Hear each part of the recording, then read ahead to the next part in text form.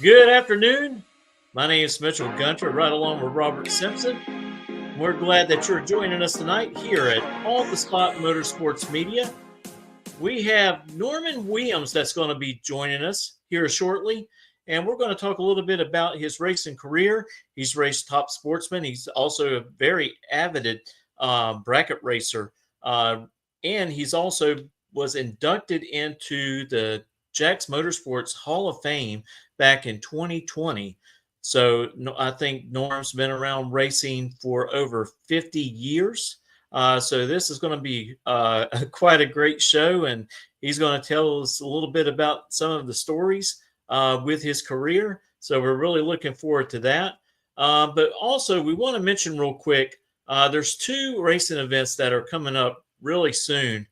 And want to throw this up here real quick. And this is going to take place down at Bradenton Motorsports Park around December. As you can see the date on there, December the 10th through the 14th, sponsored by Wright Trailers. And that's through RT Promotions. Golly, four 40K races. That is amazing. So Rob Reynolds is putting on one of his races, and it's going to be a good one. The Festive 40Ks. I love the name. Oh yeah, it's gonna be a great time down there for that. Put that on your calendar. And also, we want to talk about the Fall Brawl, another great event that RT Promotions is doing, and that will take place at Gainesville Raceway. And we are very lucky. We have been asked, and we're going to live stream that race. And our sponsor is Gaspar Paint and Body. So they are going to be the major sponsor for the live stream. So we're glad to have them on board. And they actually was with us last year. And of course, we do not want to leave out South Georgia Motorsports Park. This is going to be a great event as well. Look at the purses there.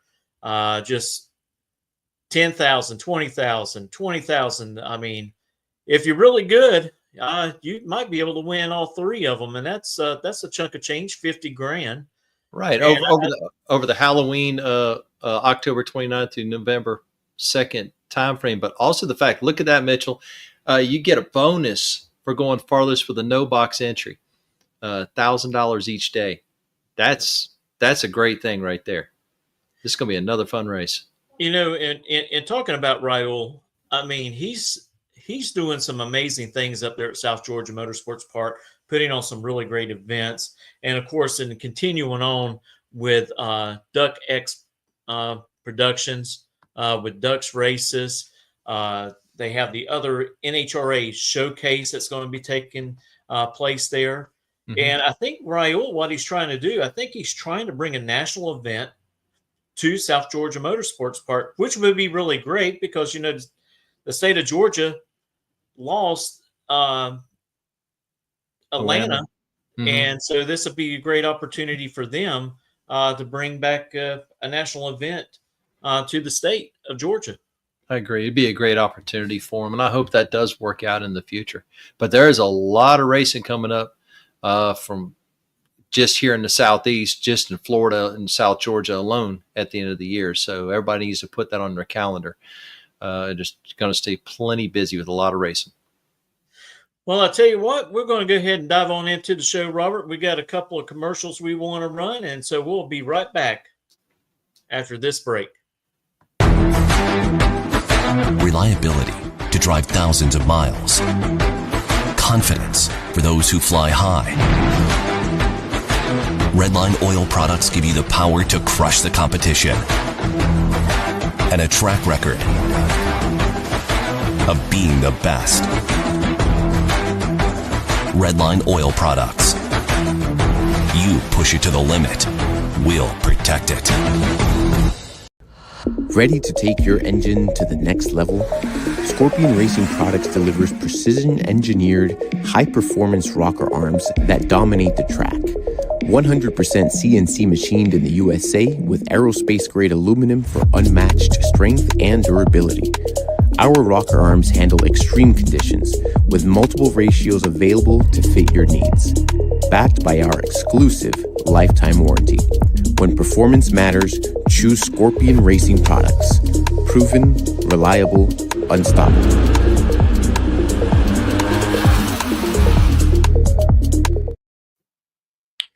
Well, Norm, I want to thank you for joining us tonight to talk a little bit about your career, a very long career, 50 plus years that dates all the way back to Jacksonville Raceway, which, unfortunately closed up quite some time ago and is missed by a lot of people.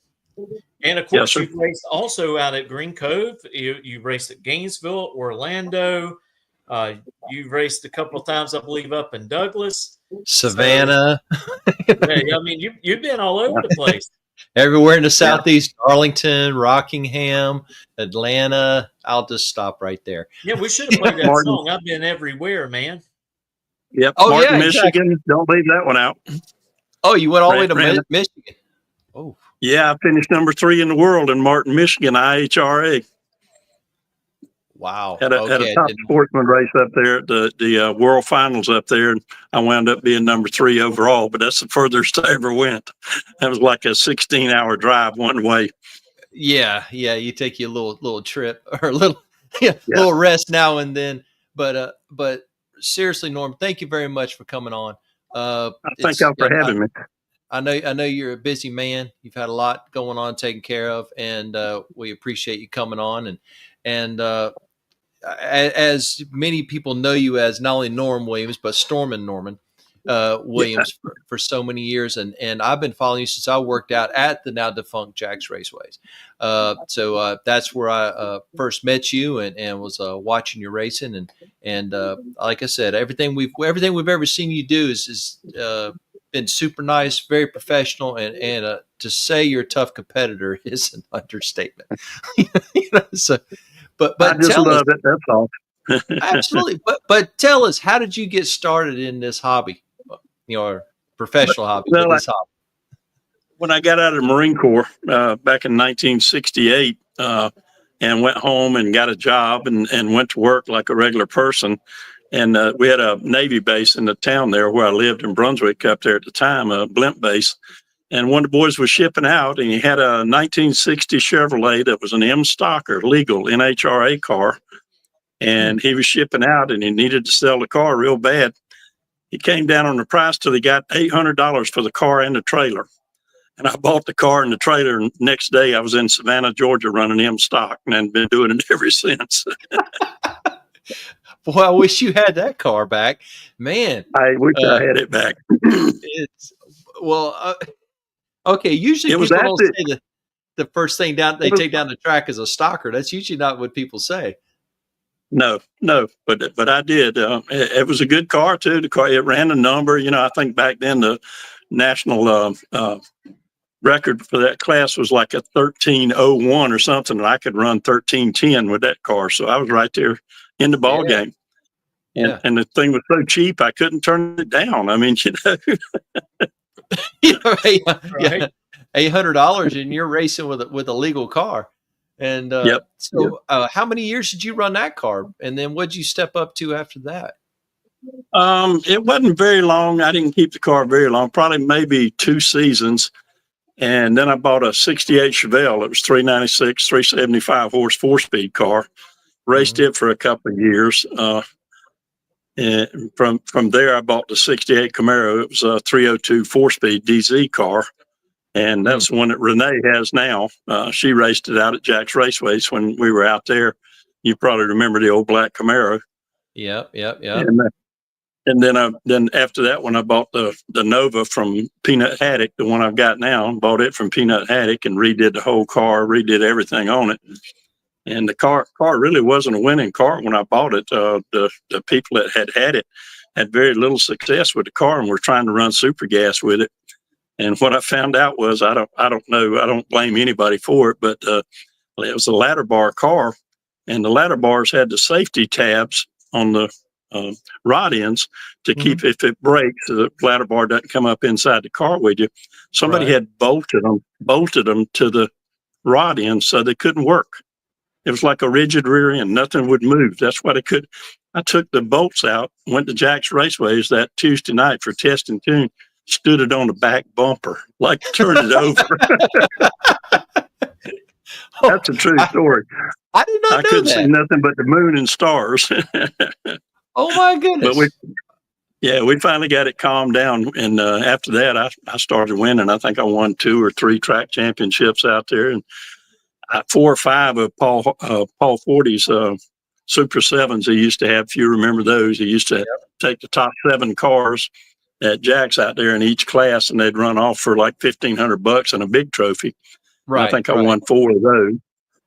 And I counted up the other day. I knew this was coming up with you guys, and down at my shop, I got a bunch of trophies piled up down there over the years. I counted them up, and I had 53 trophies down there. So that's at least 53 bracket races that I won, not counting the national and divisional events, because I don't keep them down at the shop. I keep them up at the house. Oh, but, absolutely. Absolutely. Pretty good winning record. Yeah.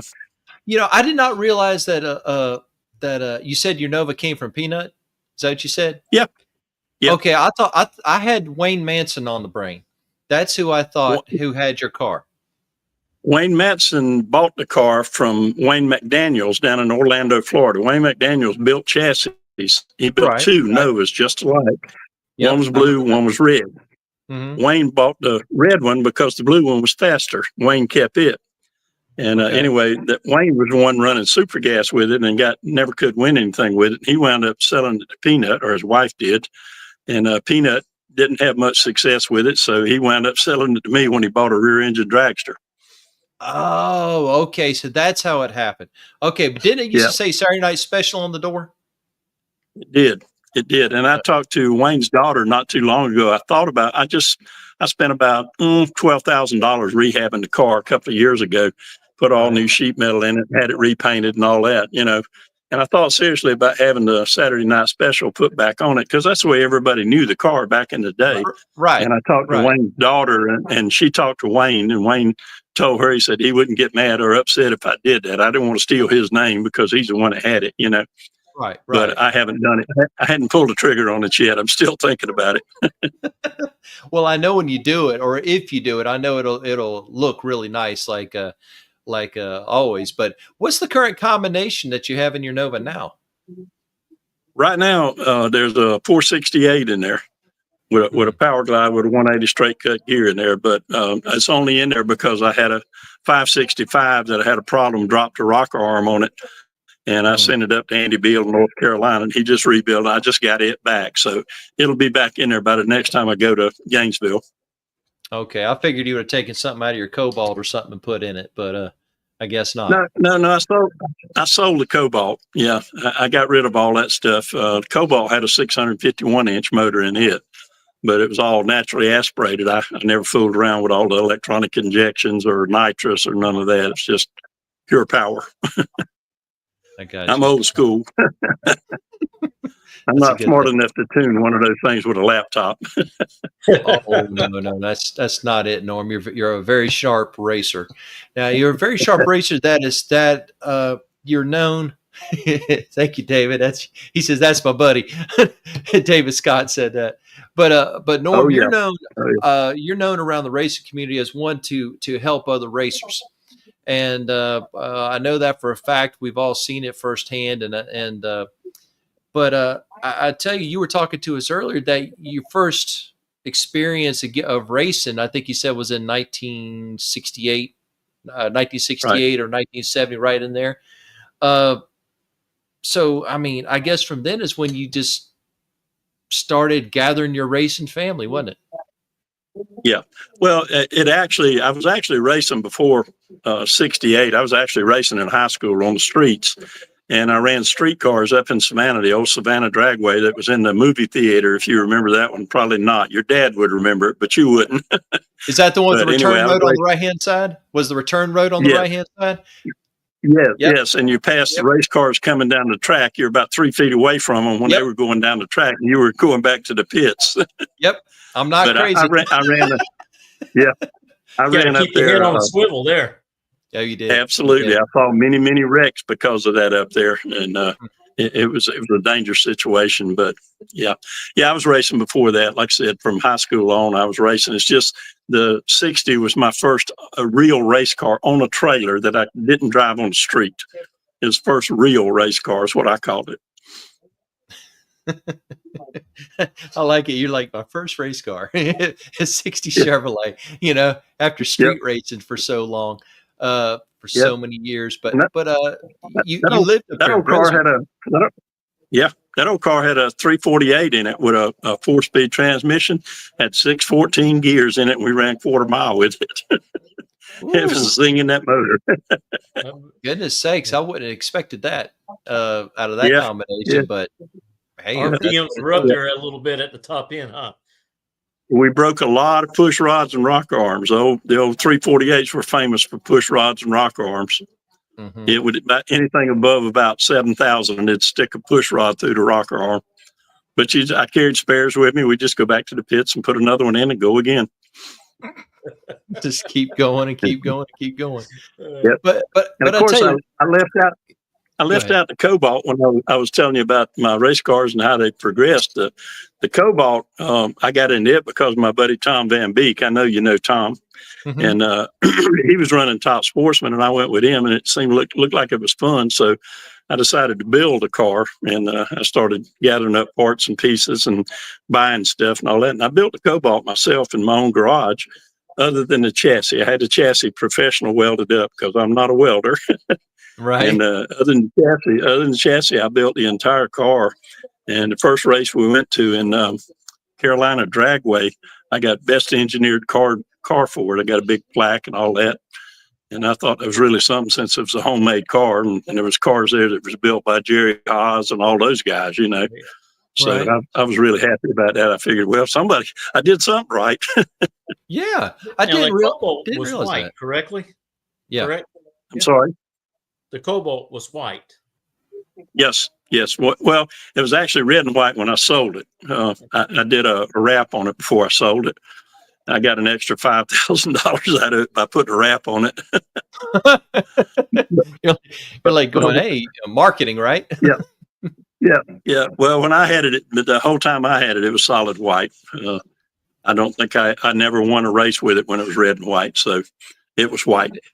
Had no idea, Norm, that you built that car. I thought you bought the car, but finished little things at home. I did not realize that you built the whole car. I built everything. That's from impressive. Putting the struts on it. Yeah. The fender wells. Corky will tell you a story about the fender wells on there. They were carbon fiber, and at the time I bought them, they were $500 a piece for each one of the rear fender wells. And I took a jigsaw and started cutting them on. Corky's about to throw up. He said, "Man, I can't believe you're cutting on them with a jigsaw, and you got $1,000 in them." That's where you got to make them. You got to make them fit, Corky. They ain't no good if they don't fit the car. Yeah, and I think you're right. I would have thought the same thing. A jigsaw on something like that, it would have made me cringe just a little bit too. But well, I give Corky and Eric Kinghorn a lot of credit too, because they helped me. Both of those guys are really skilled at stuff they do. Corky's a really good TIG welder. He did a lot of TIG welding on there when we're putting brackets on and that kind of stuff. And Eric did all the paint and body work on the thing, got it looking as good as it was. So I have to give them some of the credit too. Well, that last photo I pulled up there, man, I would love to see Palm Beach come back. I mean, and a lot of other people would too. And, and I'm hoping one day, once again, a lot of people will be able to go down there and race at that facility. I'm very lucky. I ran down there twice and won both races I went to down there. So I really liked the track. I hated to see it close up, Yeah, that's true. I enjoyed it too. That drive though, that was a long drive. Well, I was telling Raul when he first got the track over, he asked for people to send in their best memory of South Georgia. And I sent him a picture, which I think I sent y'all one of it too, where I'm holding 2 trophies. I won on Saturday and turned around and won again on Sunday. I doubled up that weekend. That was a big thing. Steve Schmidt, my engine builder at the time up in Indianapolis, Steve called me and he said, "You're a bad man." I said, "No, I'm lucky. I'm a lucky man. There it is right there. Yeah, that's it. Yep. Luck is when skill and preparation meet together. That's luck. That's what they say. You know what I mean? And I mean, you've honed your skill over the years, Norm. And I mean, we've seen it. Everything from fast bracket cars to, cars not as quick as your Cobalt. But I tell you, what kept you away from dragsters? I've only seen you in door cars. My son, Vance, I built him a dragster. I don't know if you recall or not, but we built him a dragster, and I actually got my license in it. Just made 3 passes, upgraded to get a license in it in case I ever wanted to drive it. And it just didn't turn me on. It's not like being inside of a door car. And, I started jamming gears like your dad, Right. We didn't have automatics back then. They were all 3 speeds or 4 speeds, and they were all door cars. They didn't, a rail was something you rode on the beach with, Yeah. So, yeah, you're right. Well, sand rails. I just never got into them. Yeah. I just never got into them. So I'm a door car kind of guy. Just like being naturally aspirated. I've never had anything that had nitrous or fuel injection or any of the fancy stuff on. It's always been carbureted. Right. Well, I want to ask you a question. All your years that you raced at Jacksonville at Jax Raceway, what was it like to be inducted into that Hall of Fame back in 2020? That's a big honor. I'll tell you, when people think enough of you to put you in a Hall of Fame, that really means something to you. You've impressed somebody doing something. I don't know what it was. I was telling him that I don't even know who nominated me to put me in there. Nobody ever told me, Right. But it was a big honor. It was a big honor. They gave me a plaque and a trophy type thing that's got a medal, goes around your neck and all that. And I don't get to as many of the meetings as I should, but you probably know I've been on dialysis now for 3.5 years, and that takes up my evenings and nights because I do it at home. I don't go to a clinic to do it. I do it myself at home. And so I don't get to as many of the meetings as I'd like to, but I go to as many as I can. Right. Also, I believe you were the first drag racer inducted into the Jacksonville Hall of Fame, I believe. If that's correct? Yes, See, sir. and Yes, sir. that's saying something because there's been a long line of racers out of this town. So you were the first one to go in, and rightfully so. Well, I'm sure there's some that are more deserved than me, but maybe they're not around anymore. It might have been. I understand, but still, absolutely, you deserved it, and I'm glad that they presented you with that opportunity, and you're there. I mean, we're all happy that you're there, Norm. So, yep. I was going to tell you, we were talking about my name. You said better known as Stormin' Norman, which a lot of people do call me that. Right. And but the way I got that name was I was in a points battle up in Carolina, and the guy that was in first place I was in third place at the time when we showed up at the race there. And the guy that was in first place, his wife, we're really good friends even now. And by the time the end of the day was over with, I wound up winning the race and won the track championship up there. And his wife come over to me and she said, "I don't know why they call you Norman. They ought to call you Stormin' Norman." And it just stuck. It hung in.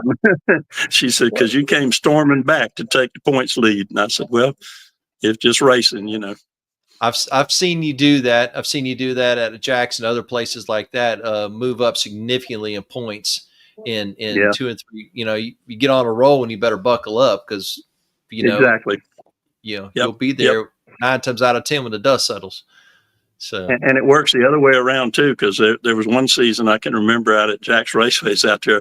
My buddy Tom Van Beek had to have a intervention with me. He told me, "Norm, you're too good a driver to lose all these races." I couldn't buy a race that year. I mean, I went like 10 races in a row and couldn't get out of second round, Right. So it goes both ways. You get on a roll both ways. And fortunately, the good rolls are better than the other type.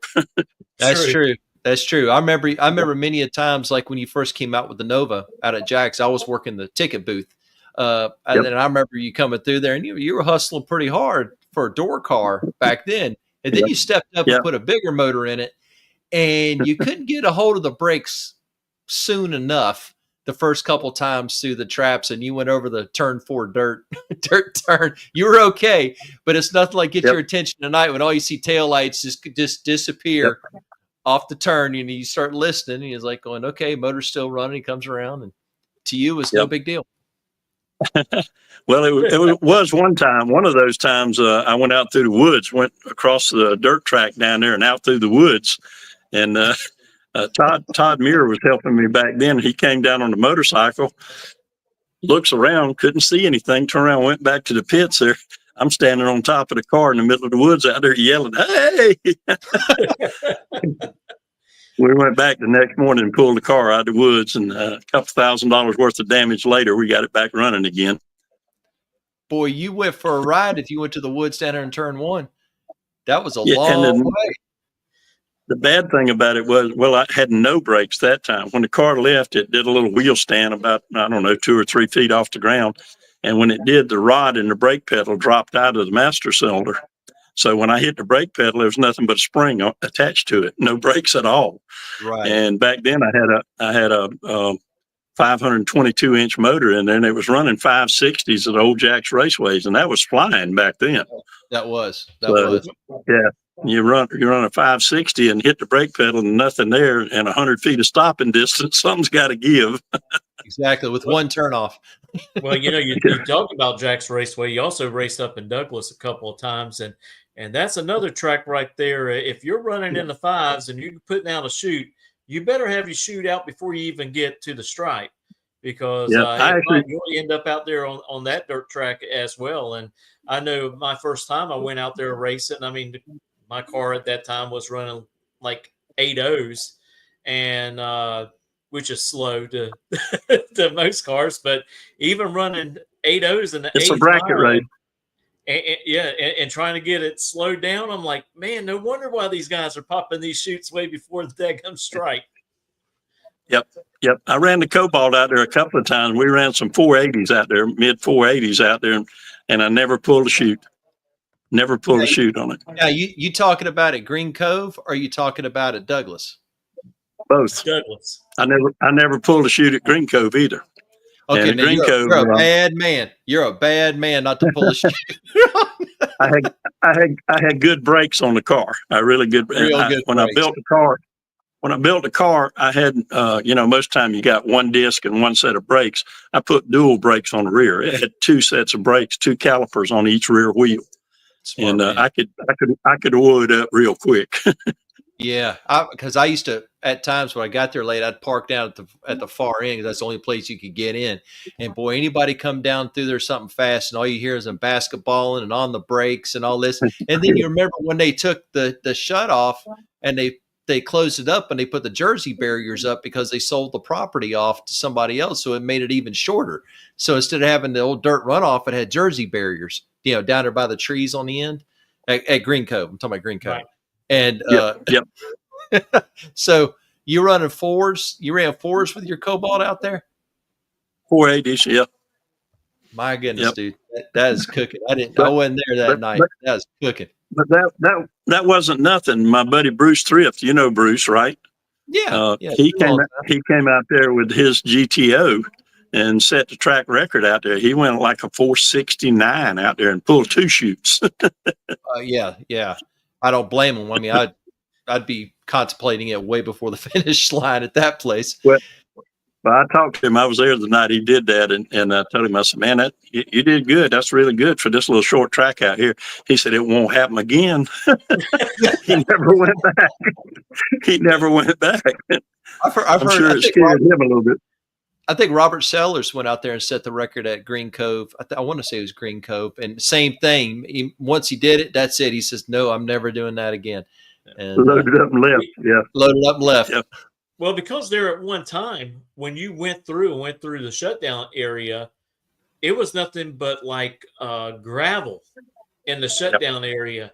And you could just hear the gravel hitting up under everybody's cars if you were down there near the end of the track to the shutdown. And I can imagine it'd get pretty scary if that, you're running that fast with the chutes out and you're hitting that gravel. It's you have to keep that car straight, because if that rear end kicks out on you, you're going to be doing some spins out there. Oh yeah, it's like being on a surfboard. Oh goodness, Exactly. yes. Well, Norm, tell us something. Now you've been known to help other racers. I can kind of say, like, bring them under your wings and stuff like that. Either give them some wisdom or guidance or encouragement. Now, when you were coming up, who was it that helped you along? Several people actually along the way. Probably the one that helped me most was Tom Van Beek. When I moved to Florida in 1982, I think it was, and I met Tom out at the racetrack out there, and got to be friends with him. And Tom's always been a really good racer too, and I aspired to be as good as Tom. I was trying to be as good as Tom when I was winning those races out at Jax, because Tom was my biggest competition out there, in a door car. And there was a lot of good drivers at Jax. I've told people before that if you could win at Jax Raceways, you could win anywhere in the world, because we had some really good racers out there. I'd agree. You better cut a light and run the number, or you was going home. Oh, it was tough. It was savage, especially when you get the racers from there and Douglas and Savannah and everybody around in those little areas. There was some slobber knocker races quite a bit. So, but anyway, you were saying. No, I was just saying that there was a lot of good racers out there. But as far as it goes, helping people, I've kind of always, not that I got that much help. I mean, I can't say that anybody gave me anything or did anything like that, but I did when I got out of the small block, when I was running the 68 Camaro. It was a 302 4-speed car. And when I got out of it and put a big block in the car and really started going faster, I took all the small block parts. And there was a guy that used to come out to Jax Raceways. I can't even tell you his name. He had a dragster that was probably an antique. It had the old straight axle front end under it. And he wasn't doing real well. He wasn't winning any rounds or anything. And the car stayed broke as much as he run it and everything. I told him one night out there, I said, if you'll come up to my shop tomorrow in Yulee, I got some stuff I want to give you. I gave him every bit of the small block stuff I had. Everything. Brand new. Some of it was brand new stuff, brand new gaskets, head gaskets, stuff like that. Rocker arms, push rods. I mean, everything I had up there, I gave it to him. He was just happy as he could be. How much do you want for it? I said, I don't want nothing for it. I want you to take it and fix your car and enjoy racing. And that boy just about crying. Yeah. Well, that means something. You know what I mean? Yeah. Well, I've done quite a few people that way, that when they need help and they're down, you want to give them a hand up, not a hand down. You know what I mean? Yeah. And the only way racing is going to survive is for people to be involved in it. And when people quit being involved in it, it'll die, and we won't have racing anymore, drag racing anymore. So, and I don't want that to happen to it. So I try to help everybody I can, any way I can. And I don't have no secrets that, secret tricks or anything. If I'm doing something, somebody asks me how I do it, I'll show them, teach them how to do it. Building power glide transmissions, I did that for a long, long time.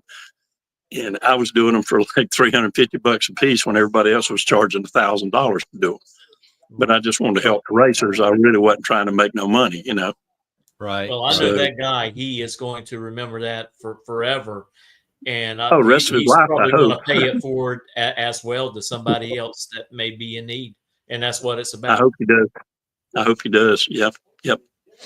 Absolutely. So yeah, that's appreciated, because, like you said, he'll pay it forward. He'll remember what you did and other racers. I mean, and that's something that this sport really brings out, is a really camaraderie in a family atmosphere. So, what you did is it's appreciated by many. Now, Norm, tell us, I'm assuming you're retired now, but what is it that you did for a living up till you retired? I worked for the National Park Service for 32 years. I worked up in Georgia. I worked in Florida. I traveled. I've been to like 250 of the 365 national parks in the country. All at government expense. I was teaching classes. My last 10 years there, I was teaching classes on Maintenimizer for computers for maintenance operations in the parks. I retired 2007. So I'm getting on close to 20 years. Oh man, and you miss it every day, don't you? Oh no, not at all. Not at all. I enjoyed it when I was doing it, but when I built the Cobalt was the year I retired. When I decided to build a Cobalt, I had to have something to do, so I was working like 12 hours a day, 6 days a week on the Cobalt. Trying to get it finished. But I was going to tell you, it just popped in my head. There's somebody I need to mention to you. You was asking me about people giving me a hand up. When I quit building transmissions for people because it got to where I just couldn't do it anymore. I worked out a deal, me and Alan Pope, and Alan has built all my transmissions and all my converters since then. Excuse me. He kind of took me under his wing, and he done some stuff for me that other builders would not have done at all. And if something's not working right, I pull it out and take it over to Alan. He'll fix it. Whatever we need to do, he'll do it. So I need to mention Alan. Give him a hand up too, because he's him and his wife Carol. I love them to death. They're like family. Yeah, I hear a lot of great things about Alan from a lot of people. Yep, he got involved with these street outlaws people. He does a lot of their work now. Really? He still does he still does everybody else too. But he travels with John Taylor. I don't know if you know John Taylor or not. The one that Yeah, he a lot of times they travel with him, and he builds all John's transmissions, converters, and stuff for him too. I had no idea. I thought now Alan's play is it Pope transmission converter, or is it Alan Pope? It's Alan Pope Performance Products. Yeah. Thank you. Alan Pope Performance Products. Yeah, transmissions and converters. That's what he does mostly. Okay. So we encourage everybody to look up Alan Pope and to look at what he has to offer, and perhaps he can help you out and give you some guidance on which because I've heard of Alan for a long time, in which he stays busy. It's not like he needs work. He stays really busy. He's a one-man operation. He doesn't have a big shop like some of the others, FTI and those guys. They got 10 or 12 builders.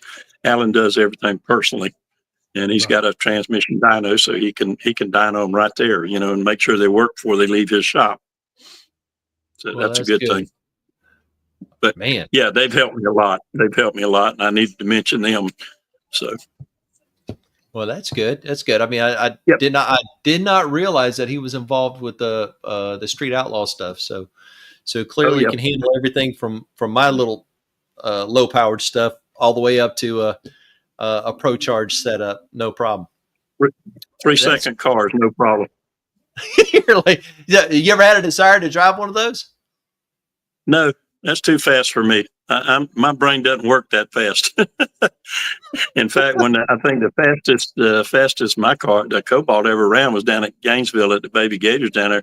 I went 735 at 188, and I thought that was a ride of my life right there. That's skinning it back for naturally aspirated. You know what I mean? Yeah, that's pretty good. Yeah. Yep. That is really good. Well, if you ever had a Go ahead. No, I was going to ask if you ever had a chance. You go ahead. All right. I was just going to say at that time I had what I consider to be a smaller motor because I had a 632 in there instead of the 651 that I usually ran. Okay, that makes sense. JT chimed in. He says, Norman, don't forget the crew chief for that Nova for the last 30 years and beyond. Yeah, JT Barron. I'm sure that's who he's talking about. He's helped me out a lot too. Every time I need help putting a transmission in or something where I need help, I holler at JT and he comes and helps me. And he'd been to the races with me a lot too. After he gave up Jax Raceways, he would go to races with me. And I think he crew chief with Renee a couple of seasons there when she was running, he was running Super Street, but he was driving her car. But old JT, I can't forget him. Now, I don't know if you want to talk about the story with him up in Georgia, when you were talking about the clothing only optional race. I was going to bring that up. That was the next thing I was going to bring up, because I thought when I seen JT pop up there down on the screen, I thought, uh-oh, here it comes. Well, I'll tell you about that. It was Corky called it racing naked. We were up in Douglas racing up there, and JT was working the tree up there at the time, helping Ben Shelton when Ben Shelton had the track. Right. And we went up to the starting line and in the staging lanes, getting ready, and I was in front of the lanes and everything. And I said, "All right, load up. Here we go." I looked down. I had on my jeans, no racing pants. Asked Corky, "Where's racing pants?" Well, they're hanging up in the trailer. They were wet from sweat. Excuse me. And we hung them up in the trailer to dry. Hey, you meant jean shorts. Jean shorts. And okay. I said, well, the only thing to do now is get in the car. I got in the car and went on out there. And JT was on the start line working a tree. And after we made the pass and everything, he come down to the trailer. He said, I could swear I looked inside that car. I could see bare legs inside that car. I said, if you ain't got it on film, it didn't happen. He laughed and he went back up there. And Corky made a little sign out of cardboard and put it in the back window that said "Racing Naked." And that's how the Racing Naked story got started. Oh, okay. Yeah, we when you hear Corky say it's embellished a little bit more. You know what I mean? Oh, I'm sure. Yeah, Corky's a better storyteller than I am. Oh, yeah, he is. He is good. And those stories right there, they'll last for a lifetime. People will be talking about that forever. Oh, Corky's run the roads with you a lot and gone to a lot of races with you over the years. And I tell you what, he was telling me things, and I won't go all into it, but he was telling me things. He goes, but y'all going to the hotel, and he says, the cold showers. And I'm like, cold showers? And I don't know if you remember that particular story or not. I do. I can tell you that one right quick, too. We were down in Bradenton, racing down there at one of the nitro jams they had down there. And because of the nitro jam, it run late. And it was like, I don't know, 11:45 at night when we left the track and didn't have a hotel room, had to find a hotel room and went all over town, finally found a hotel room that somebody was there and we could get in. We got the hotel room and it wasn't a luxury hotel at all. It's fairly cheap.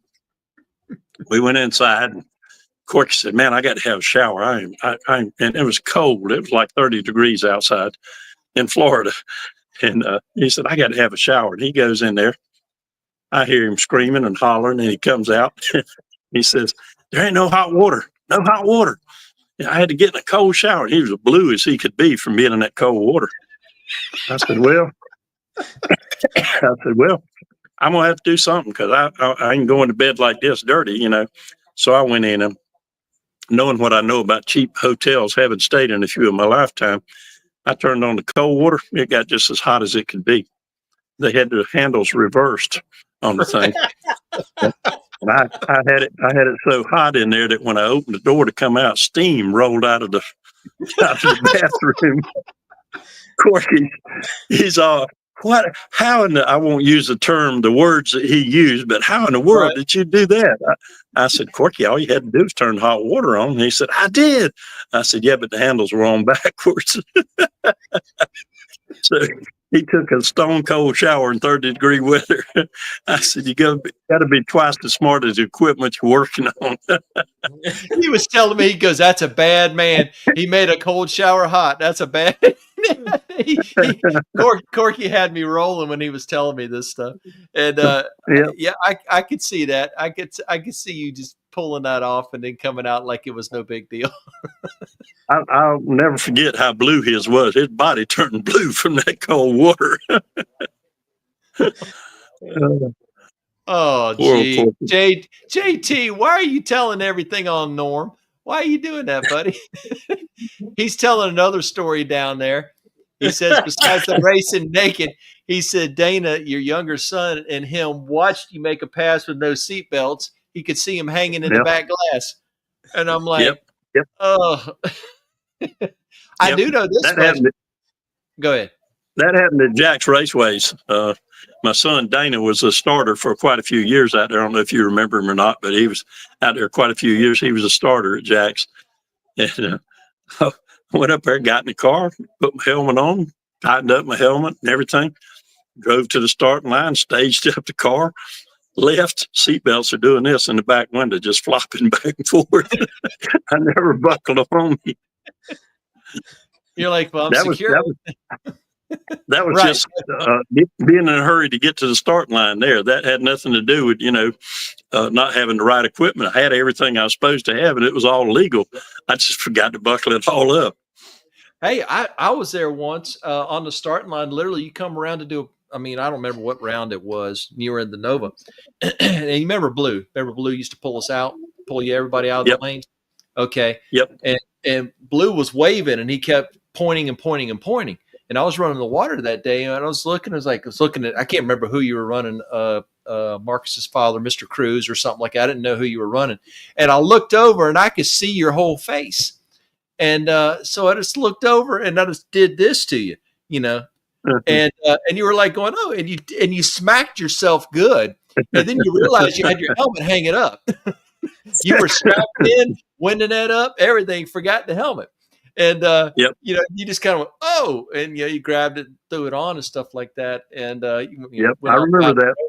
But that one was hilarious. It happened to Van Beek also. It happened to him too. Yep. And, Yep. The only way I can explain that is I'm so focused when I go to the start line. I'm focused on that tree in the start line. I forget about everything else, everybody else. I don't care who's in the other lane, all that. I'm dead focused as soon as that light comes on to go, Right. And I guess when you do that, you sometimes forget other things that you shouldn't. Clothes, belt, Sorry. helmets. I've been there. Well, I've been there. Yep. I've taken off at Gainesville Raceway racing, and my helmet's sitting in the passenger seat. Yep. Yeah. Yep. We've all done something, But like I say, when you get focused on one thing, it's not a multitasking thing. It's a single thing. If you're going to win races, if you can't concentrate, you're not going to win. Or if you're worried about the guy in the other lane, what he's going to do, you're not going to win. Well, I got a question. You got to run your own race. Yep. What are some on a list out of 5 racers that you've raced against over the years? Who are the 5 toughest competitors that you've had to go up against? When I was running Top Sportsman, Bruce Thrift, I think I ran Bruce 5 times, and he beat me all 5 times. If I didn't beat myself, usually I beat myself. I red lit to him trying to get too tight and all that because he's got a super fast car. And probably Bruce in Top Sportsman, and bracket racing probably Tom and Wayne Van Beek. Both of them are really good drivers. They win a lot. They're really good drivers. And that would be at Jax Raceways. And the other one would be old Barefoot. He used to race up at Douglas all the time. McDuffie, you remember Floyd McDuffie? Yep.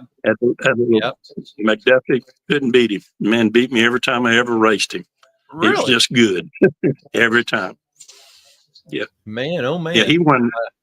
McDuffie, we call him Barefoot because he never wore shoes, But he at Douglas up there, he won 10 Saturday nights in a row up there. They put $1,000 bounty on him. I did not know and that. He won his own bounty. he won $1,000. Yeah, true story. Yeah, McDuffie was really a good racer. He was the first guy I ever knew that won a big money race. He was down in Moroso.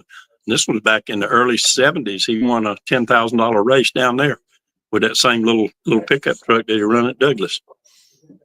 I'll be doggone. I think he called it On Time or something like that. Something like that. I can't remember. I can't remember either. Yeah. It's something like that. But it would come to me if I saw it. Because I also remember the McDuffies. They used to run. They had Windwalker, and they had a McDuffie electric on the side of their car. I remember there was another team named McDuffie. They used to run out there occasionally, but not the same fella. But yep. so and who else? Yeah, the other two at Jax Raceways would have been Billy Cruz, Marcus's dad, Yep. and trying to remember what was the guy that ran with him all the time. Had a Camaro. George. George Curry. George's last name. Is it Curry? George Curry. Yep. Yep.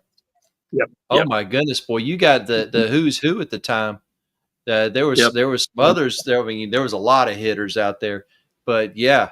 The Billy Powell. Remember Billy Powell at the Roadster, and well, he was killer. And then the group out of Georgia, not Cruz. The name escapes me right now, but there was a group that always came out.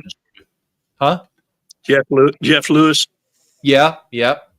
That's some others. Gee, boy, we're going back on memory lane right now.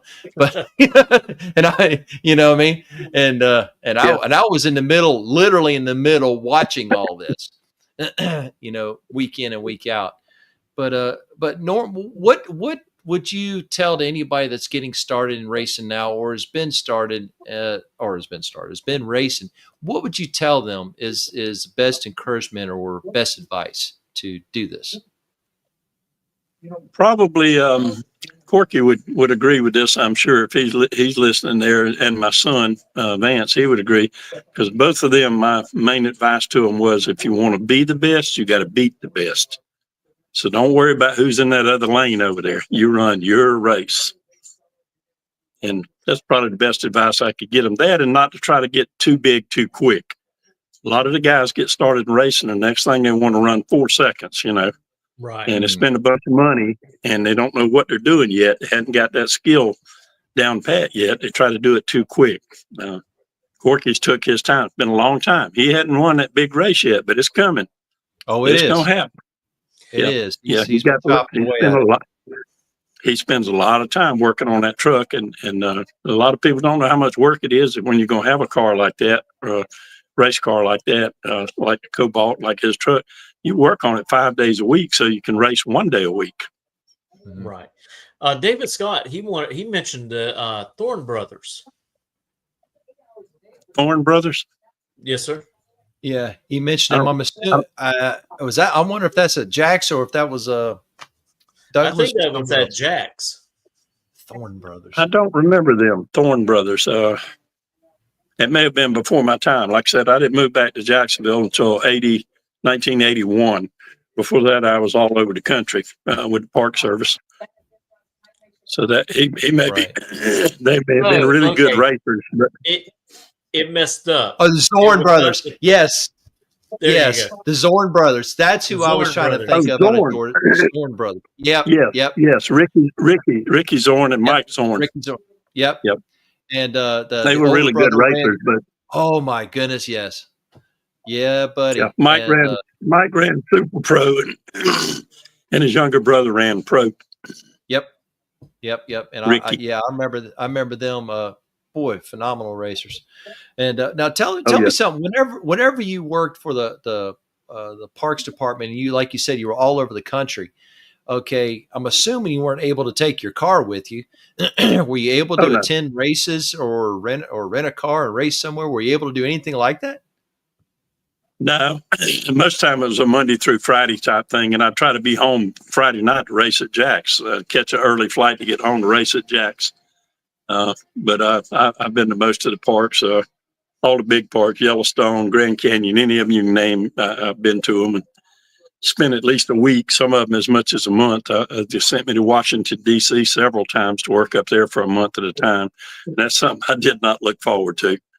That place is it's a trashy place to have to be every day. I can tell you that.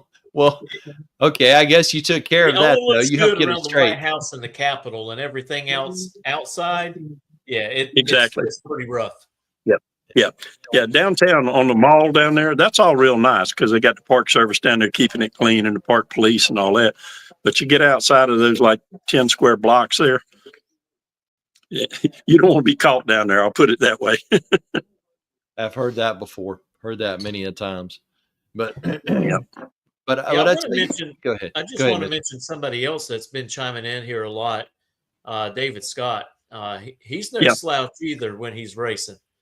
David always ran David always ran pro class, foot brake class, most of the time. I'm pretty sure David won a Gainesville championship down there, track championship, and then went and won the finals. I think I'm not positive of that, but I think he did. And David's a very good racer. He's run some super gas and bracket racing and all that. David's a very good racer. I wish he'd get the car together and race with us again, but he's got other things on his plate right now. And I do understand he's that. Working on it. I talked to him a while back, and he said he's working on it. He'll be out there one day. I hope so. Like I said, he's too good a racer not to go and enjoy it, you know. Yeah. And I tell you, Norma, I did not realize that you do dialysis at the track whenever you go racing, correct? Yes. Have to. I do it every day. Right. Yep. Right. I just did not realize it until you mentioned that. So I tip my hat to you because David, oh shucks, but really tip my hat. You got to do what you got to do. Oh, I totally agree. You do what you got to do if you want to race. You know, if you want to race, you got to do it. That's true. That's true. We're praying for you that continues to improve and get better. Well, it's working. It's working. I mean, you're here. I get good reports from my lab. They do lab work on me every month. I get blood work drawn, and they do it every single month. And every month they tell me what's good and what's bad and what I need to work on and all that. And so far, it's kept me vertical. Well, tell me something. Of all the racing that you have done and you are currently doing, is there anything that you would like to see changed in the sport to improve it? Is there any suggestions that you have? Yeah, a couple. One of them is Gainesville's already doing it, first or worst on the red light. I think that's the important thing because the rule does say first or worst. And for years and years, it's been the worst. They didn't look at who red lit first or worst, you know.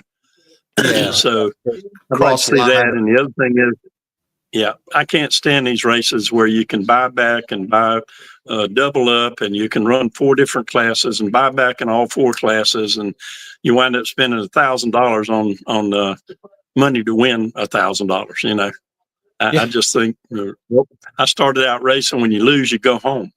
You didn't get another chance, and at one point in time, they had what they called. You remember at Jax Raceway, they had a second chance race, right? But you didn't get to race the guys that were still in. You raced each other for $100. It wasn't even a trophy or anything. It was if you lose, it gives you a second chance to race a little bit more, but not against the guys that hadn't lost yet. Right. And that's the way I think it ought to be. And this buyback stuff's just crazy. I usually won't buy back. If I lose first round, I'll go home. No point in spending good money after bad's the way I look at it. And it doesn't increase the purse any. They don't increase the purse from the buyback money. All that money goes to the track, which I understand the track has to make money. I'm not saying they don't need to make money. They do. But go up on the entry fee rather than doing it the way they're doing it. It just gives some guys 2 and 3 and 4 shots at winning, you know. It's true. Gainesville used to have a consolation race, if memory serves me right. You know what I mean? Right. They used to bring all the cars around that lost first round, used to bring them around on the warm-up road up front, and that used to be the consolation race. So, and it's the same thing. You just threw money in a hat, and they divvied it at the end, and you just hope for the best. And okay. That makes sense. That's actually very reasonable. Yeah, that's actually the 2 biggest things. There's some other smaller things I don't agree with. And they're changing some of them. I know the seatbelt rule now, they've come down where unless you're running one of the pro classes, you don't have to have your seatbelt, your window nets replaced every 2 years. You still have to have seatbelts replaced. But at the same time, they're making guys running bracket racing replace the seatbelts, which are like now $100 or more for a cheap one. They let a 1968 Camaro that's completely stock run the seatbelts that came in the car in 1968. Right. Well, what's the difference here? I agree. I don't see the difference. Some people might say, well, it's factory stock stuff that came in the car. Yeah, but it's 50 years old now. You know, been 50 years since 68 Camaros came out. but they still let him run them because he came in the car. So It's got to be weathered down something by the heat and the cold, and expanding and contracting. Even that material around the buckle itself that it fastens into. I can see that. Yeah, yep. I've always been a believer, because I mean, even dirt cars, at least I can't say recently, but in the past, they didn't have to get the belts recertified every 2 years, and those cars, and those cars are left out. A lot of times, it's left out. They have a lot more broken parts, and a lot more wrecks than we have drag racing. And with a seat belt that's not in SFI certification. So, but that's a pet peeve there. The other two, I think, are rule changes they need to make. Right. And like I said, Gainesville has moved forward with the one on the red lights, as you know now. They don't do it at division finals, but the bracket races they do. So, right. Yeah, I hope they move that way at the divisional finals as well. It would be nice. Yeah, maybe it'll spread. To catch on. I hope. Yeah, I hope so, because I like consistency. I think we all do. Yeah. Now, tell me something, Norm. Now, is there anybody you'd like to give a shout out to? As far as I know, you did Alan Pope. Is there any other companies you would like to give shout outs to that you've worked with over the years?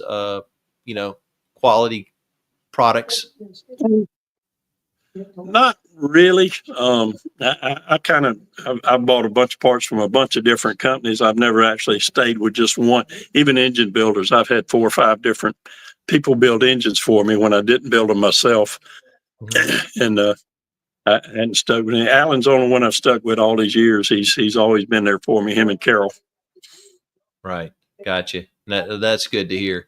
I mean, you were there basically when they started, and y'all have worked with each other over all these years, and yep. By you racing their products, you've worked with them, you've tested them, you've proven them, and any problems you come up with, y'all have worked through them. So, to say the least, you're like a test car in a way. In a way, yeah, and I've always had his decals on the car representing him. Letting other people know that I run his stuff, and that's been a good thing. But as far as knowing Alan and Carol, I knew them before they were married. I actually knew Alan's dad built my first converter for me. Really? And Pete Pope, he had a transmission shop over off Beaver Street, rebuilding converters over there and transmissions. And Pete built my first one for me.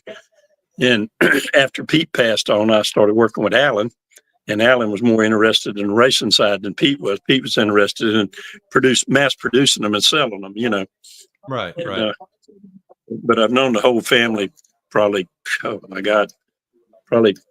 close to 50 years. Gee, I knew Carol. Carol used to race too. Alan's wife, she had a bracket car. She raced out at Jax out there, and Alan and he had a buddy he raced with. They had a Pontiac, you may remember, it was called the Sting, Sting, and had a bumblebee on the side of the door. Yeah, I do. I do vaguely remember something like that. Oh, so he was associated with that one. Oh, I'll be doggone. Yeah. Okay. Yeah. Full circle here. I did not realize that. Now, you like said, I think of those two as family. Like I told you, they're not acquaintances, and he's not a sponsor. They're family, and it makes Steve Garman. Steve. It makes Steve angry every time he goes into Alan and Carol's shop. They got about 5 or 6 pictures of my cars up on the wall over there.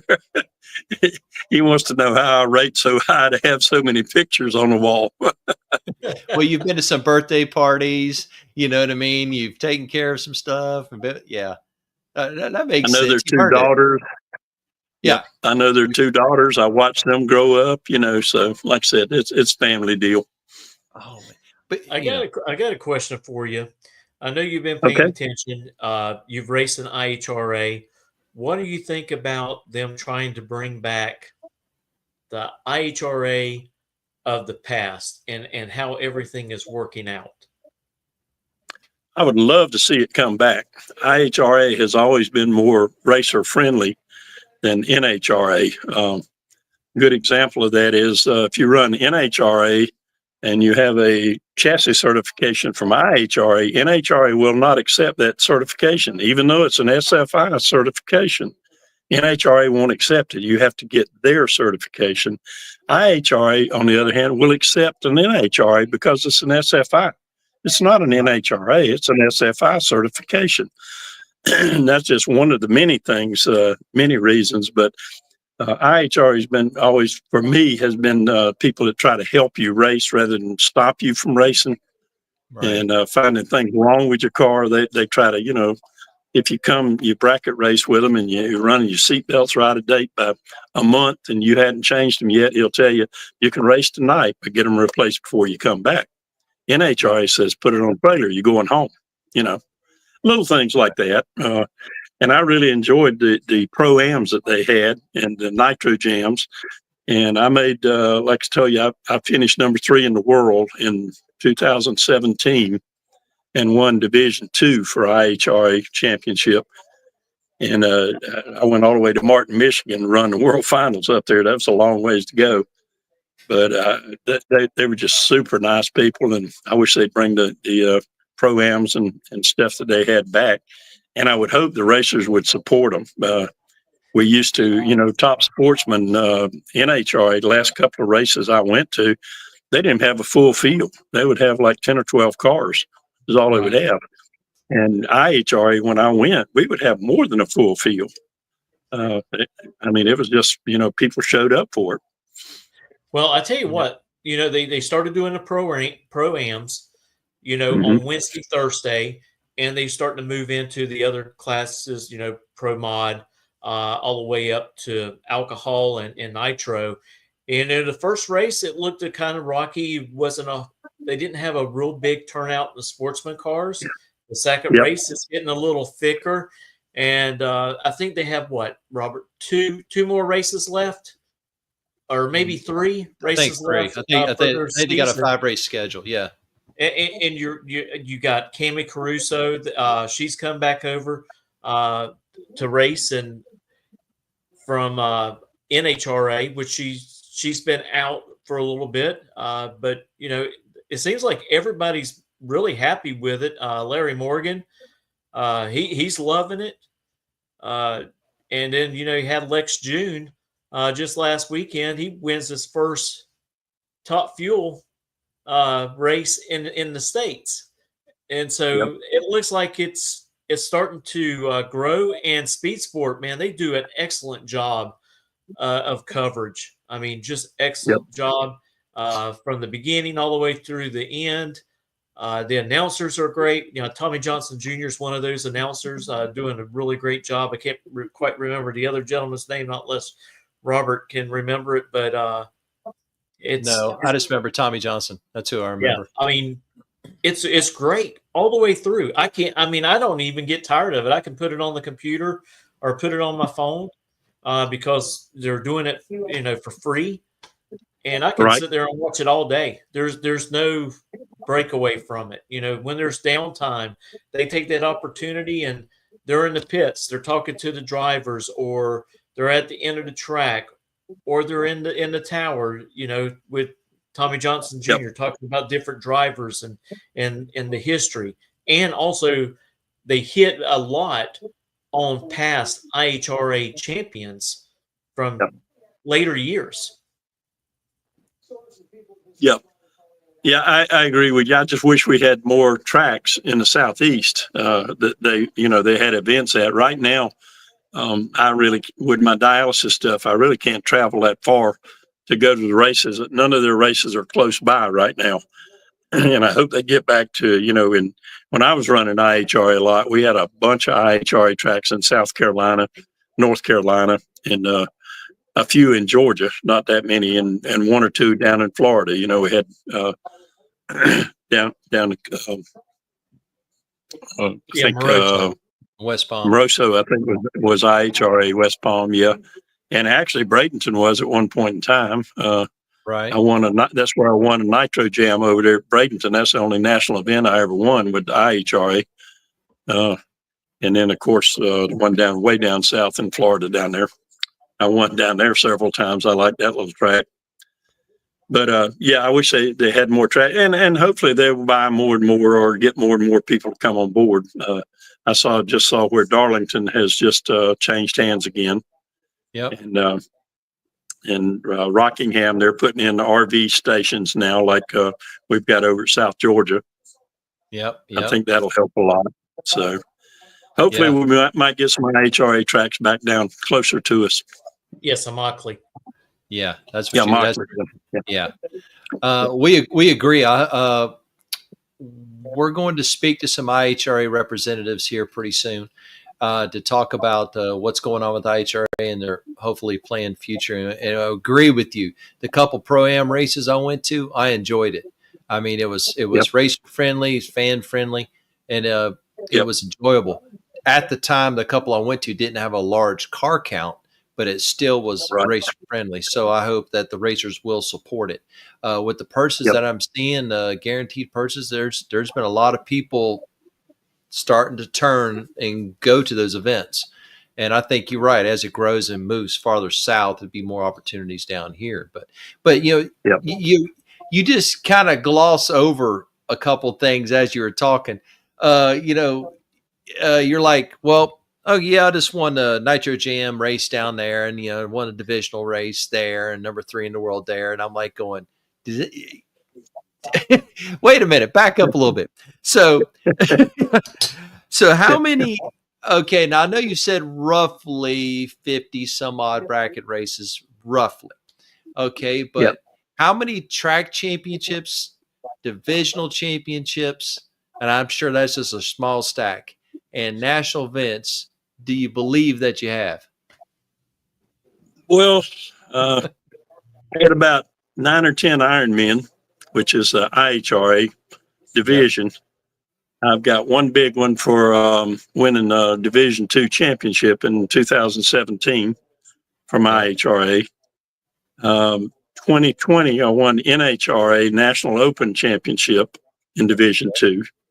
So I got a big, nice trophy from that, and a big, nice ring that they gave me and all that. And but I think I got 7 or 8 Wallies, and the biggest one being the division championship. It's about that much taller than the rest of them, Right.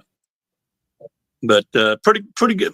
And runner-ups, I don't count the runner-ups really as winning races, but IHRA, the ones that I didn't win, I runnered up in because I got 17 runner-up plaques from IHRA.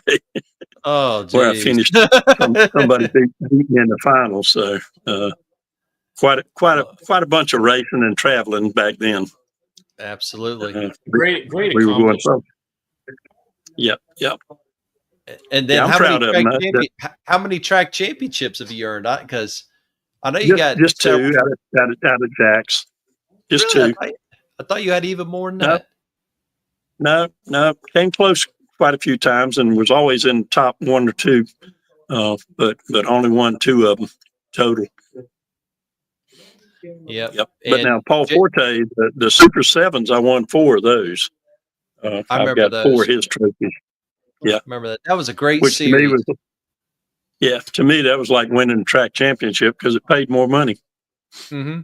That's true. And Paul paid $1,500 for winning that. Okay, and the track was only paying like $800. Yeah. Oh, it's a big deal. It's a big deal to qualify for that, because I remember that. But JT said something else just now, and he's absolutely right. That he's talking about how ambassador you are for the sport, and helping people with their cars when they're broke down, and sometimes you'd be out there 3-4 hours trying to get someone back and ready to race.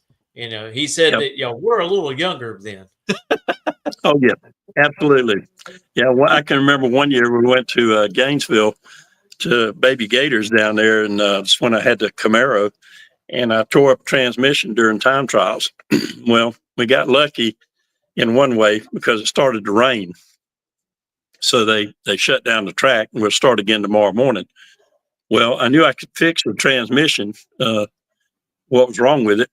So they had a little pop-up tent, and we were down in the dirt. We were not up on the pavement. You know, we were low life. We were down in the dirt down there. Oh yeah. But we got the car, put the tent up, got the car jacked up, and we're laying underneath the car, pulling the transmission, and I had muddy water running down my collar and coming out of my pants. But we got it fixed. We got it fixed, and we raced the next day. But you see, I mean, in the moment, you're hating it. You know what I mean? It's cold, it's wet, it's muddy. What am I doing this for? And all that stuff. But then as time progresses, like right now, you laugh about it because you created a memory. You know what I mean? Oh yeah. And, I don't know if JT was with you then or somebody else, but you know, you were creating a memory. It was somebody else. Yeah, it was somebody else. JT wasn't with me then. That was probably might have been before I met JT. I don't know. You know, JT worked for me for 20 something years in the Park Service. And JT also worked Park Service out there. But that may have been before I met JT because I still had the 4-speed in the car. And I think I was already automatic by the time I met JT. So that was a long, long time ago. That's great. But Norm, I think Mitchell and I both agree. We want to tell you thank you so much for everything that you have are continuing to do for racing and has done for racing, but also wanted to say thank you for your military service. You know what I mean? Yeah. Just wanted to tell you thank you very much on that, and we appreciate everything. Now, you going racing? You coming racing with us in Gainesville in a couple weeks? No, wait a minute. When is it? I lose track. I'm going to try. I'm going to try. September, yeah, I'm going to try, but I'm going to swap motors out before I come back because I bought a throttle stop. And I'm going to do a little super gas racing with Steve Garman, and I'm going to put the big motor back in it and throttle stop it. So right now, I just got like I said, a small motor in there just to bracket race with. Steve got rid of his Chevelle years ago, didn't he? No, still got it. Really? Still got it. Yeah, the black and purple one. Yeah. One of a kind paint job. Beautiful. Absolutely beautiful. I don't know why, but I thought he got rid of that car years ago. No, he still got it, still racing it. Yep. Good deal. Well, good. I get to see y'all both again. Now, I want to mention something with both of y'all, and I never heard of us having it at Gainesville. Wouldn't it be nice to have a Hall of Fame for Gainesville Raceway? Oh, yeah. Yeah, I think it's good. I think it's good for all tracks. Doesn't matter what kind of tracks to recognize people that's put in so much time and effort to attend the track and participate in it, and it doesn't matter. I mean, goodness sakes, one of the first ones would be Fuzzy. You know what I mean? My opinion. Okay, and there's others, but then you have racers, obviously. But yeah, absolutely agree. My first or second choice would have to be Billy Cruz. Billy won more at that track than you can believe. I don't know if you attended his funeral or not, but Marcus had a table there with all his trophies on there. And that man had trophies from Gainesville. I mean, piles and piles of them. Oh, yeah. Absolutely. He kind of controlled Gainesville. You know, he was a great driver and a really great person, too. I've known Billy ever since I moved back to Jacksonville. Like I said, he was one of the ones I hated to face him because Billy was good. Yeah, I agree. I totally agree. And his son Marcus is extremely good. Yeah, and Marcus driver, followed very well. Great guy. Yeah. And but completely agree with you. So Mitchell, I think we're all in agreement. So Gainesville and other tracks would be great to start that recognition for racers and for people that work there and attend. Yep. Yeah, it's something that I would like to talk to Jody about. And of course, we'll have to, talk to NHRA because NHRA owns the track and see if that's something possible that we can do. And, we have the awards banquet at the end of the season. What better time to go ahead at that time and induct someone into that Hall of Fame at that moment? That way you're doing all of it at one time. You got everybody there. I think it'd be really great. You just reminded me of something there when you said talked about the banquet. I thought it was very ironic. I haven't won a whole lot at Gainesville. Gainesville is a tough track to win at. They've got some really good drivers down there, and I haven't won down there a lot over the years. But when I won the Division II championship in 2020, guess what? They didn't have a banquet because of COVID. So I got my trophies and my jacket handed to me at the racetrack and said, "Have a nice day." I didn't even get to go into the banquet and be recognized. And I thought, man, that's my luck. Yeah. Oh man. It's like They didn't you'll appreciate this at Green Cove when they had an Ironman race.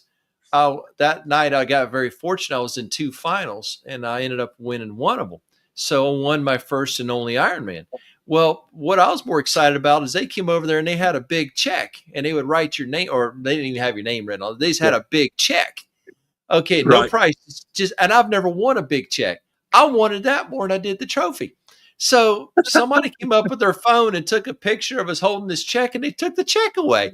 I was like, can I get this note? I was like, well, can I get a copy of it or something? Like, yeah, we'll send it to you. They walked away. So I still to this day have never gotten a picture of that. And so you feel disrespected after all that work.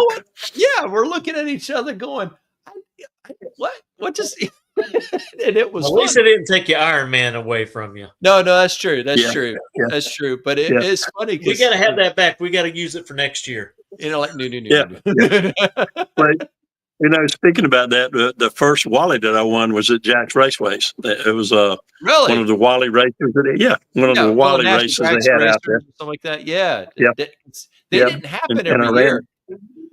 Yeah, it was really funny when they had it.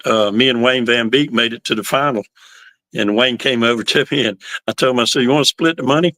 He said, "You can have the money if you let me have the trophy." I said, "No, we're gonna race for the trophy." And I wound up beating him. And he reminds me about that today. I still got his Wally. well, hey, at least you came to an agreement.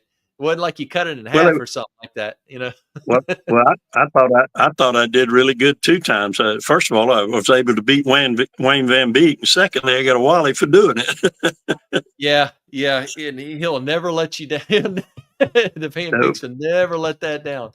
But that's a good thing. I mean, I've had some good races, and Mitchell and I both have, and sometimes heads up, sometimes heads down.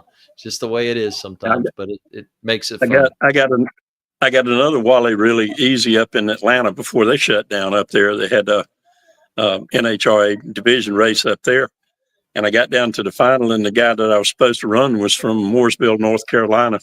He broke an axle on the way to the starting line. Oh, wow. All I had to do was change the car up and back out. I didn't even have to run for it. I have never heard of a car like that breaking an axle heading up to the lanes. He made a sharp turn where he was parked at there. He had to make a sharp turn to get the staging lanes. And when he turned, the axle run out of the car, run out of the car. They wouldn't wait. They wouldn't wait for him to change it. He said he could fix it, but they wouldn't wait for him. So told me to go on up. I went up and staged up the car and just bumped through the beams and backed up and got my Wally. Hey, but you were there. That's the bottom line. Yep. You had to battle your way to get there. So it's not like and my car was still running. Yeah. Yep. Yeah. So that's definitely saying something. But so okay. So you're putting the big motor in the car, putting a throttle stop on it. Gonna do a little super gas racing. Bigger. You're gonna do a little super gas racing whenever you want to. And if you ever had the opportunity to drive something, anything, what would it be? My Cobalt. I love that car. Oh yeah, that car worked great. I sometimes hate I got rid of it. I think myself sometimes I never should have sold it. But then again, with the problems I've got with the dialysis and broke my femur, I don't know if you remember that or not, but I can't hardly walk anymore like I should be able to without a cane or something. So I did the right thing, I think, but I miss it. I'll tell you that. I really love driving that car. Yeah, you would definitely have a hard time getting in and out of it right now, I'm sure. Yep.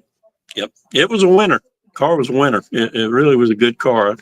Probably the best car I've ever had. Of course, the Nova, it's made probably 3,000 laps down Jax Raceways. Alone. Just that track alone. Yeah. So that's an understatement. So yeah, you've made some laps in that car. So yeah, Yeah, it's no but problem. it's not the same car that it was when I run Jax Raceway. So Oh no, I no, no, took no. I had it front halved and went from A arms to struts and redid all the sheet metal, painted it. It's not really the same car that I had out. Looks like the same car, but it's really not the same one. Oh, and no, it definitely looks. You can tell you've revamped it and everything. The car is Yeah, absolutely beautiful. It really yeah. is. But Norm, I wanted to tell you. I mean, Mitchell, you got anything else you'd like to ask him? No, I just want to, thank you for sharing some of your moments of your career, and like everyone says, you're an ambassador to the sport. You're always willing to help somebody if they need it, and of course, the greatest story was taking that young man and about his car and telling him to come to your Yep, shop and giving a handful of yep, parts. That yep, right there, that's the spirit of drag racing, of the drag racing yep, family. And yep. I guarantee you, he'll pay it forward. He may already have paid it forward. I hope Uh, so. Yes, I do. I hope so. I want to thank y'all for having me. I've enjoyed it. Been a fun time reliving some old memories. Well, Norm, we appreciate you coming on. We really, really do, because it's actually hard to get you on here at times because talking at the track and you're like going, but yeah. But honestly, thank you so much for coming on, Norm. Thank y'all for having me. It is for the and I tell you what, you got to call Corky. Might call you after this and He talk probably will. Yeah, because he was and maybe telling me some stuff. It's like going, I can't ask Norm that. I can't ask him that on the TV. I can't do that. All good stuff. But it's like, I can't bring that stuff up.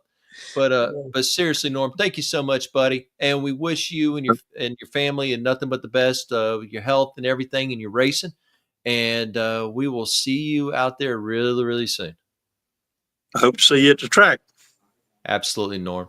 As always, my friend, right, we appreciate it, buddy. We hope you have a great night. take care now. Thank you. Appreciate it. All right. Take care. All right. Take care. Bye-bye. Yeah. All right. I'll tell you what, that was awesome. Talking about, all those stories, going back, talking about Jax Raceway, there's a lot of people didn't even know there was a drag strip in Jacksonville. Unfortunately now, it's been gone for quite a while. Yep. And of course, Green Cove, it came and went pretty quickly, but just some great stories about. Yeah. And that's just scratching the surface. I mean, he's just got just years and years of stories going up and down the road.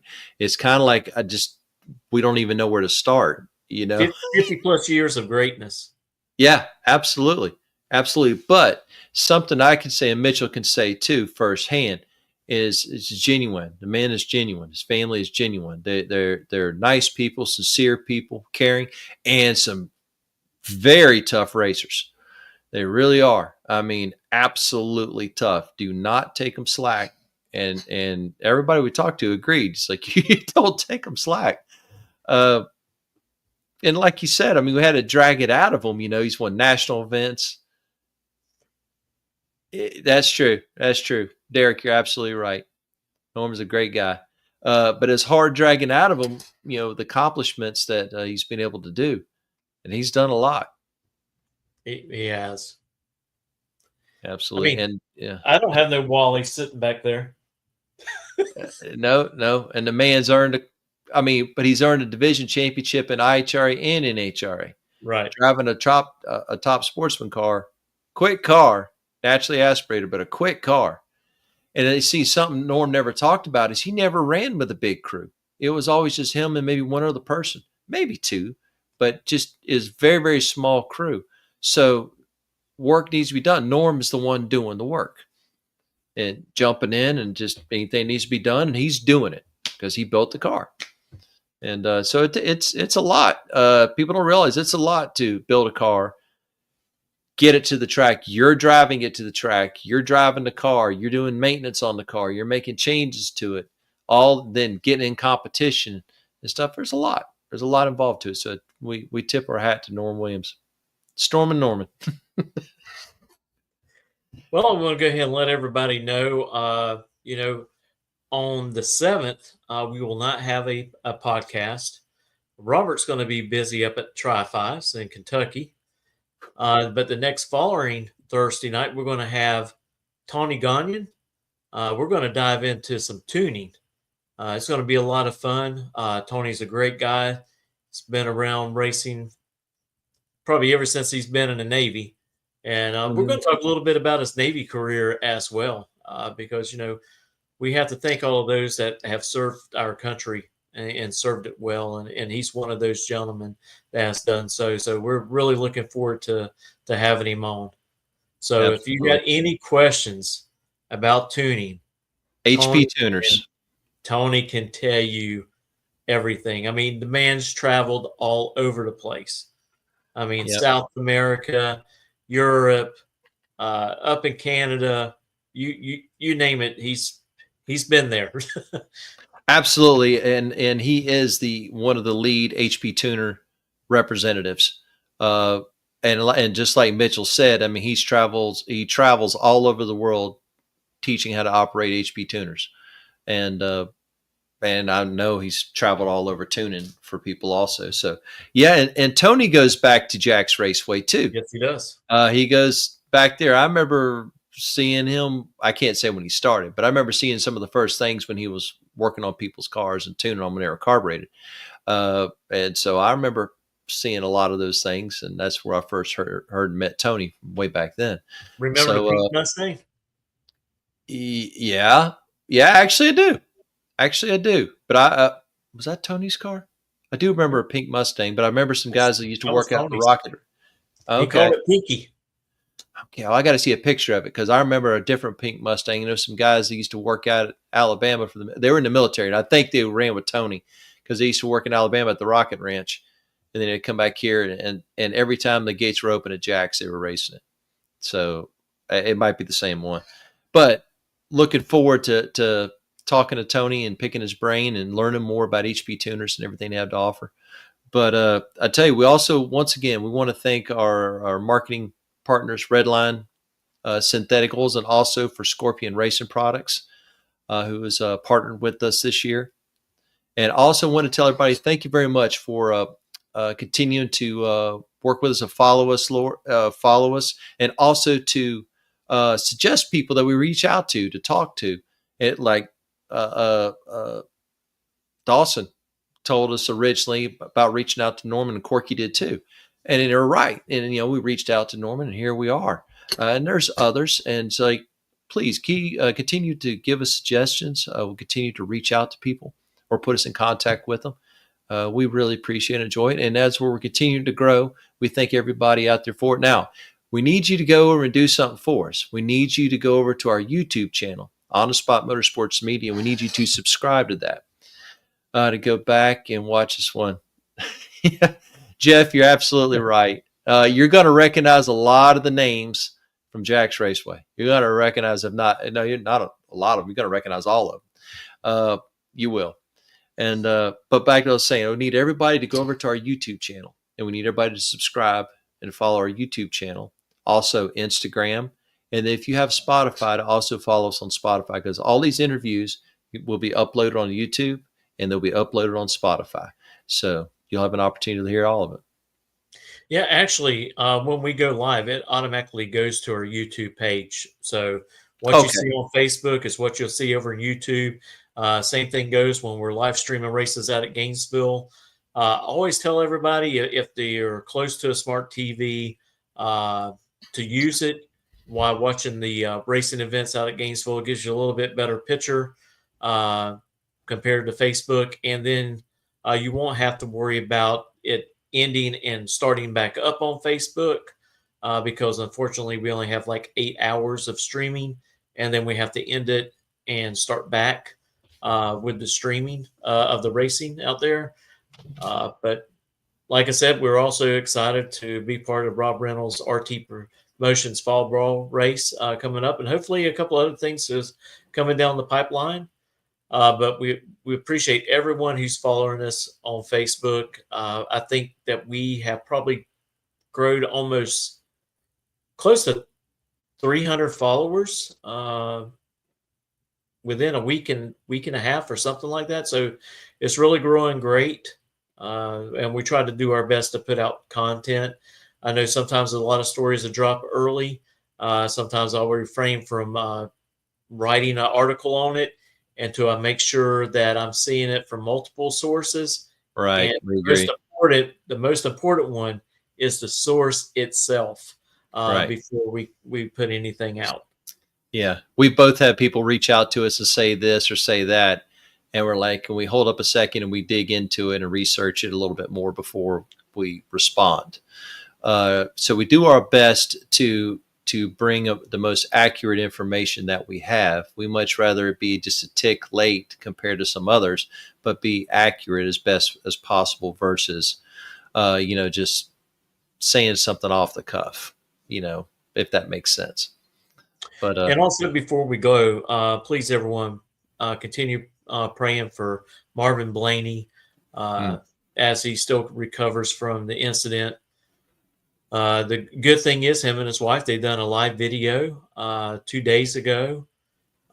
He was up and talking and thanking his family, thanking his friends and the racing community for all the support that they have been giving them. But more than anything, he can continue to use those prayers. Also, Sean Reed, he posted some pictures today of how his recovery is going after he losing his index finger in the car crash a couple of weeks ago.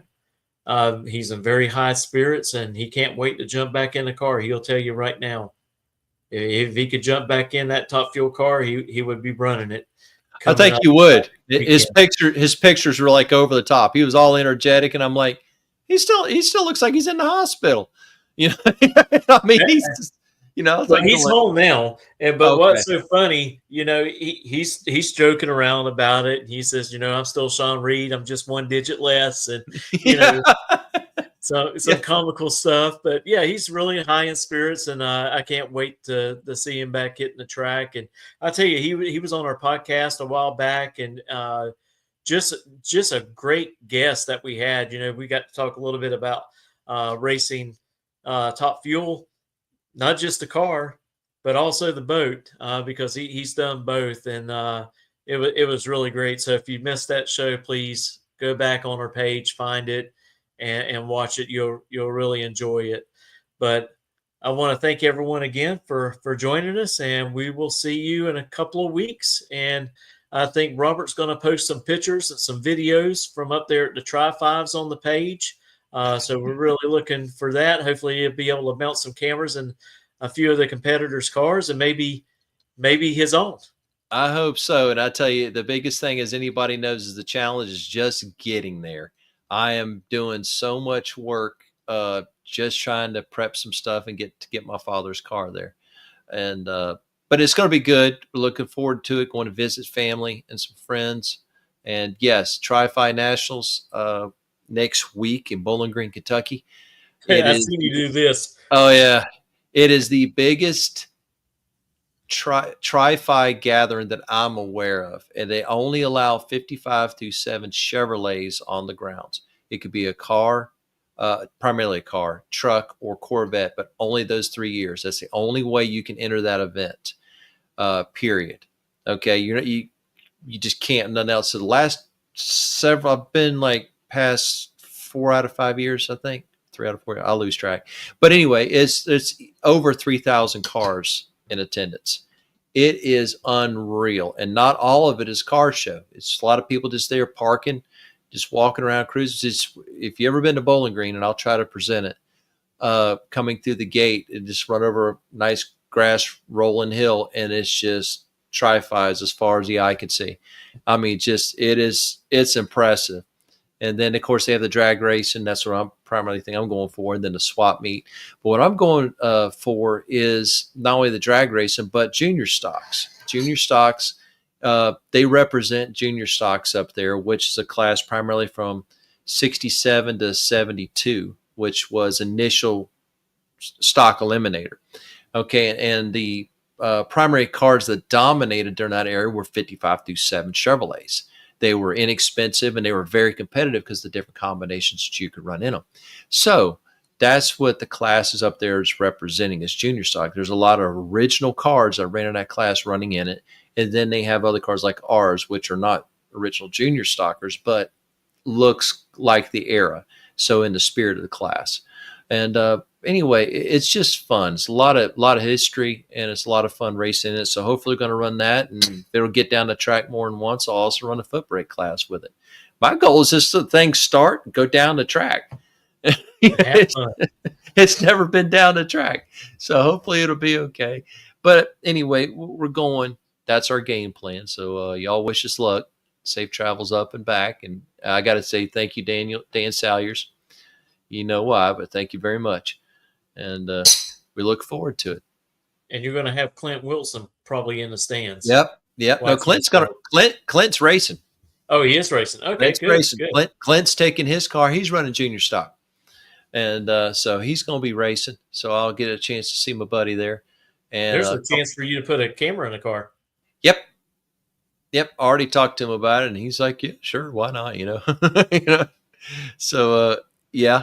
So looking forward to that, and just everybody pray for like a overcast or some cloud cover or something, because mercy, is it hot?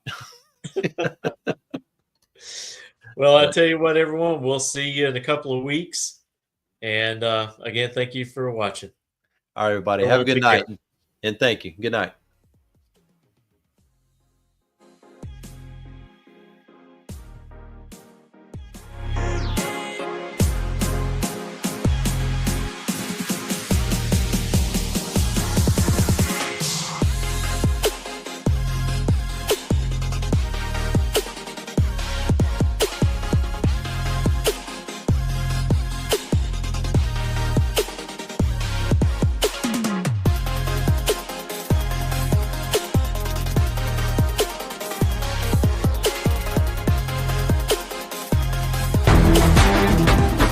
Reliability to drive thousands of miles. Confidence for those who fly high. Redline oil products give you the power to crush the competition. And a track record of being the best. Redline oil products. You push it to the limit. We'll protect it. Ready to take your engine to the next level? Scorpion Racing Products delivers precision-engineered, high-performance rocker arms that dominate the track. 100% CNC machined in the USA with aerospace-grade aluminum for unmatched strength and durability. Our rocker arms handle extreme conditions with multiple ratios available to fit your needs. Backed by our exclusive lifetime warranty. When performance matters, choose Scorpion Racing Products. Proven, reliable, unstoppable.